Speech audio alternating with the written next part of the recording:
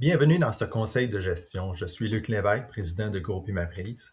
Ce conseil de gestion, on va parler de l'allocation au niveau à un employé d'un véhicule commercial qui est utilisé également à des fins personnelles. Fait que vous pouvez aller sur le site web qui est au niveau de l'agence, qui est le calculateur en direct des avantages relatifs aux automobiles, CDARA. Alors, ce que je vais faire avec vous, c'est une simulation parce que la réglementation a changé en 2023. Normalement, je suis très au courant de tout ce qui est au niveau des impacts de la fiscalité. J'ai manqué celle-là. Ça a eu un impact sur moi. Je viens de passer à travers une vérification au niveau des T4 avec Revenu Canada. Une expérience très désagréable, je vous le dis déjà d'avance. Et ça a eu un impact. Puis, je vais partager ça avec vous parce que je n'étais pas au courant. Et après avoir discuté avec plusieurs personnes en affaires, ils ne sont pas au courant non plus. Alors ici, ce que je vais faire, la simulation, nom de l'entreprise, c'est moi Inc. L'employé, ben, ça va être lui. C'est pas grave les noms, là. C'est juste pour la simulation. Ici, je suis au Québec et le taux d'imposition, c'est calculé pour 2025. Je fais suivant. C'est l'employeur qui est propriétaire d'un véhicule. Le coût d'achat de la Bolt 2019, en 2019, c'était 55 365 jours qui ont été utilisés, 12 000 kilomètres à des fins personnelles et pour le travail, 11 000 kilomètres, ce qui donnait 23 000 kilomètres au total pour l'année.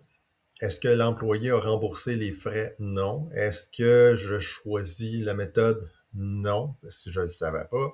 Donc ici, c'est zéro. Je n'ai pas remboursé. C'est zéro également. Et je n'ai pas remboursé de TPS TVQ. Fait que si je fais le calcul, au niveau de la simulation, je me retrouve où j'ai un avantage imposable qui était de 17 280 plus un remboursement que l'entreprise doit faire de 630 Le 17 280 est calculé en fonction de 24 du coût d'achat du véhicule. Fait que c'est à vie. Fait que moi, je me retrouve, j'ai un véhicule de 6 ans qui est payé et je me fais imposer 17 280 pour un véhicule comme ça, non?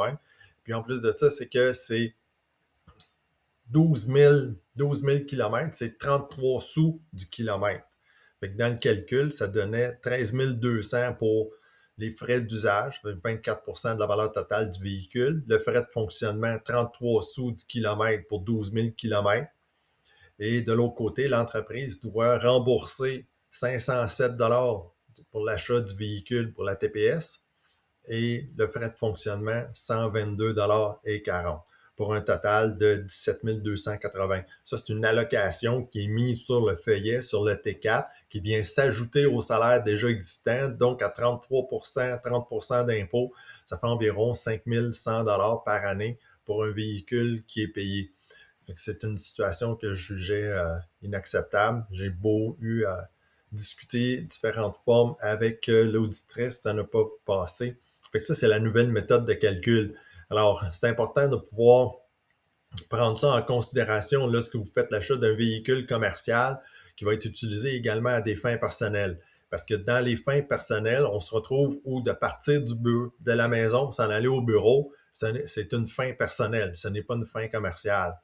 Euh, L'utilisation du véhicule doit être stationnée à l'entreprise. On prend un véhicule personnel pour aller à l'entreprise. On prend le véhicule commercial pour aller faire des rencontres.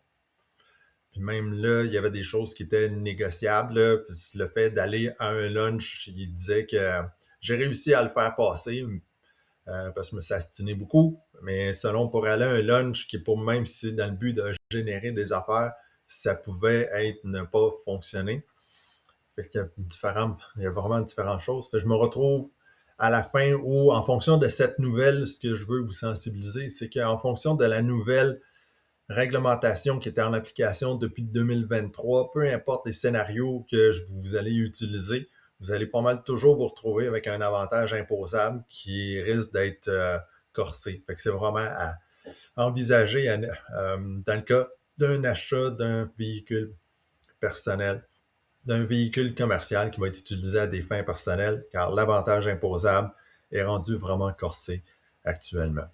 Fait que c'était l'infolette de cette semaine et je serai de retour la semaine prochaine. Bonne semaine!